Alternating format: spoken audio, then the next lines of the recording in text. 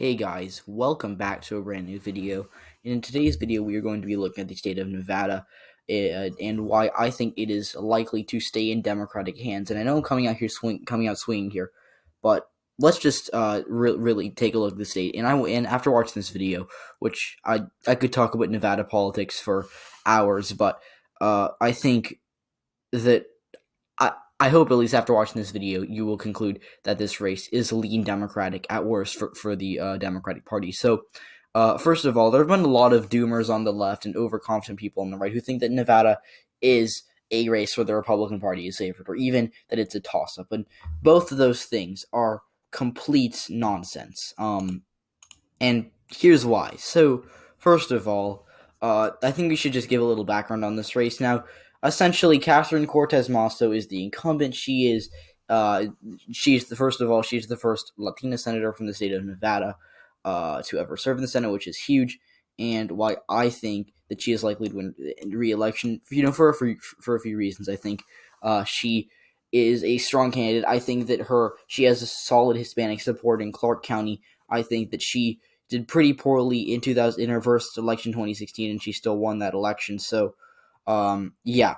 Now, another reason why I think she's favored, certainly as of right now, is because Brian Sandoval, who was the governor, who was the Republican dream candidate for this race, declined to run. So, with their dream candidate out of this race, I think that we should the Democrats are going to start breathing easy in terms of this race.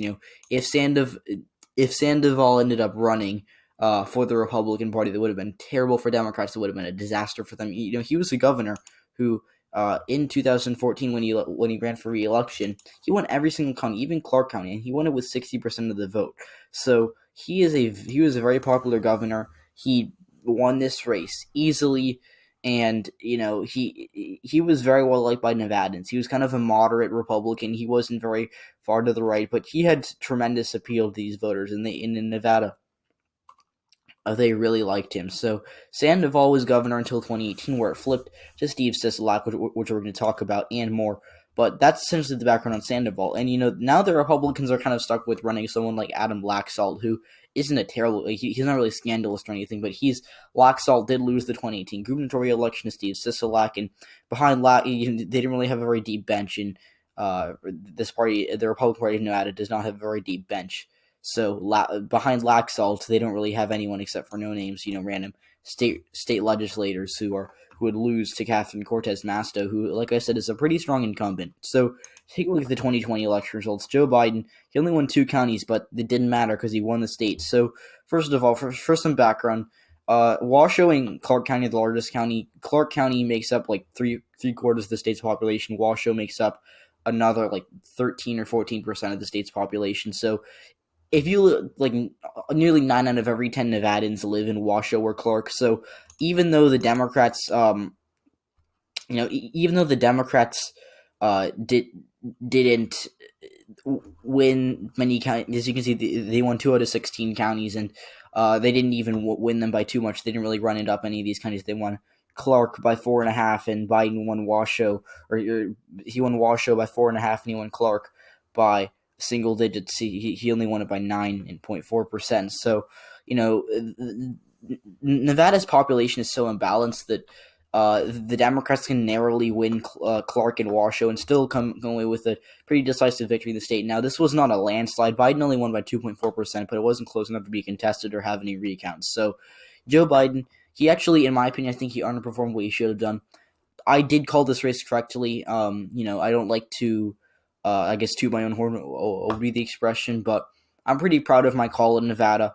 I had it as a leading D. I had Biden winning it by, I think, a little over 3%, and he won it by around 2.5%. So I think that, but either way, I think I expected Biden to underperform the demographics, and he ended up doing so, but he still underperformed. It doesn't take away from the fact that he had a pretty poor performance here, and he still won it. And, when we take a look at these guys, which we'll do in a second, he did not do that well.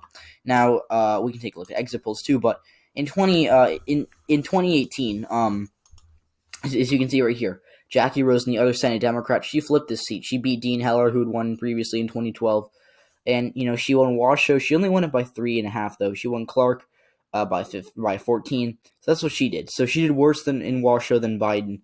but she did better in Clark.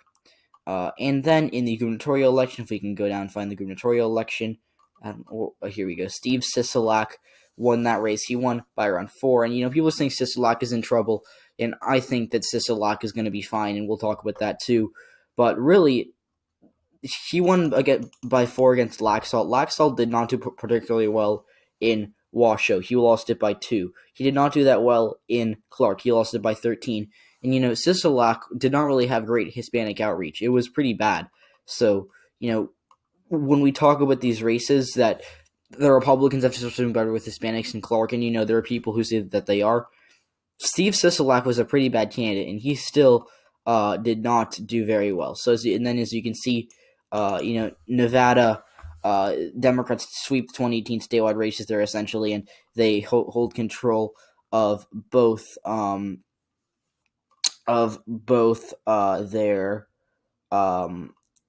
statewide offices. Now, let's just start filling counties in. So we know, and I can some of these counties are pretty boring now.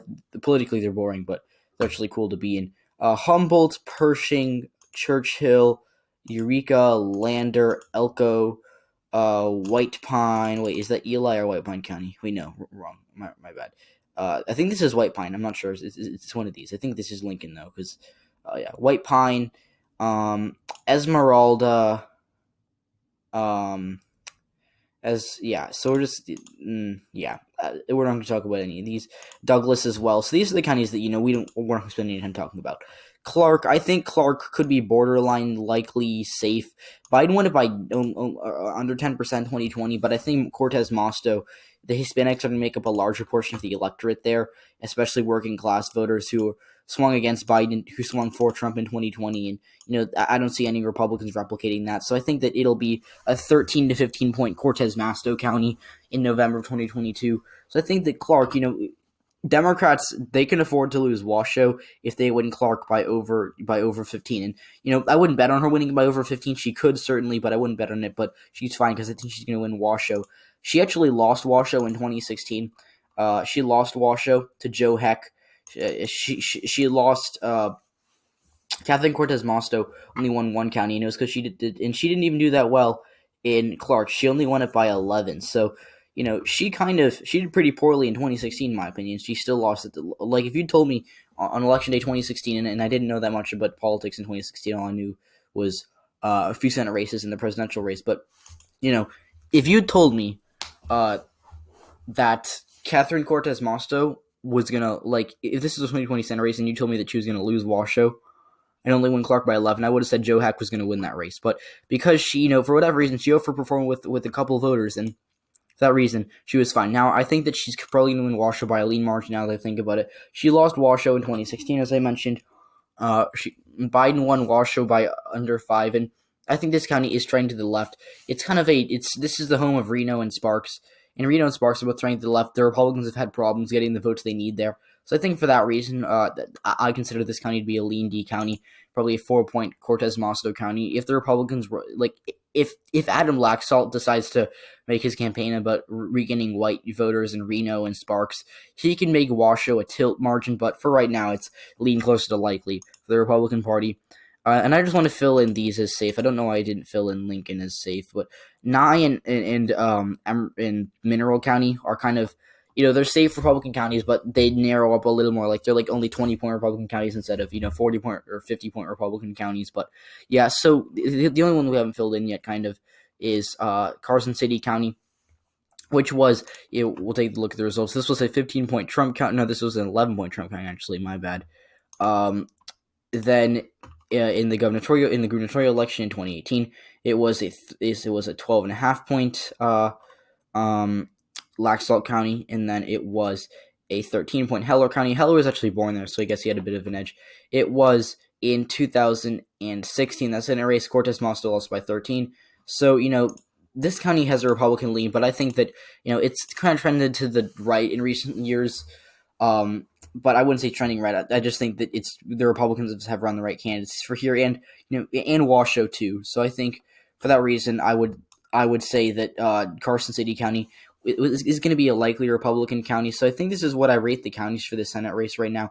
And for the gubernatorial election, I think that Clark would be likely in the gubernatorial election, but really doesn't matter because I think that both Sisolak and Cortez Masto are likely to hold, and I'll tell you why. Now, like I said, Sisolak beat Laxalt in 2018. That was a blue wave, and Nevada did vote to the right of the country.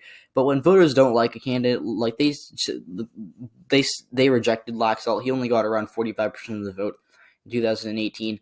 I think that they're unlikely to elect him again, especially in a year where Republicans are so divided.